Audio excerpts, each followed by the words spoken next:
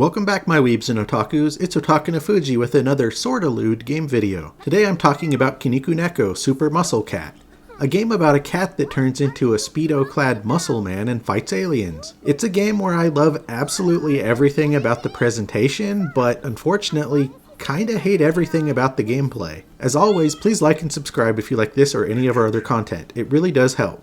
So, aliens have invaded and a couple of weird kids and a cat that can transform into a muscle man have to fight them off and save the day. Why? Because of reasons! As I said, I absolutely love the presentation. It's all very over-the-top anime inspired and absolutely wonderful. The characters look great. There's a lot of sexy lady alien fan service. The music is great. The voices have that sort of 90s bad anime dub quality that I can only assume is intentional, and I love it for that. The cat meowing during cutscenes is hilarious. There's tons of little touches and references and things everywhere you look that shows a lot of love and attention went into making it. Everything about it is ridiculously charming, but I absolutely freaking hate actually playing it. Kinnikuneko is a 2D platformer that plays like dog butt. It isn't fun. The platforming is awkward. The combat is awkward. The mechanic of switching back and forth between cat and muscle man form, which you can only do at set points during levels, is just more annoying than fun. Basically, the muscle man can fight enemies but can't climb walls or jump long gaps. The cat can't fight enemies but can climb and jump really far. So the levels were designed to have you switching back and forth to get through various obstacles.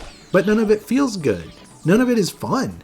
The levels are super simple and boring. And the whole game is actually really short. The boss fights are absolutely abysmally terrible too. They all have you yelling at your screen, "What the f*** am I supposed to do?" for several tries until you oops accidentally figure it out. The last two boss fights in particular are just unacceptable putrid stinking trash. To spice things up a bit, there are mini games to add in some variety, and they're terrible. First, you can find gyms so the muscle cat can work out and get even stronger.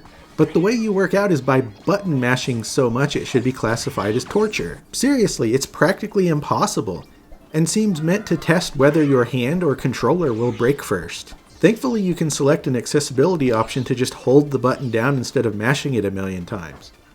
I highly recommend you use that option. Another minigame is a musical rhythm game section that they clearly didn't think through. The buttons are color-coded, but not the actual Xbox buttons, so it's extremely confusing to decipher what you should be pushing.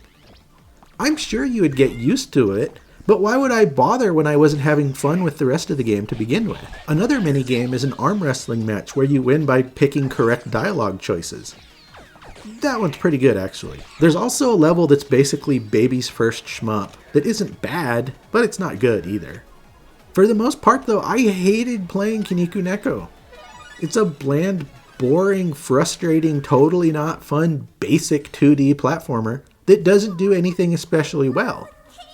It's not bad, and let me make that clear. It's totally passable mechanically, but it doesn't do anything interesting or unique or fun either. The insanely charming presentation is doing 99.9% of the work here, and that's not a good thing for a supposedly interactive video game. In the end, I can't recommend Kinnikuneko Super Muscle Cat.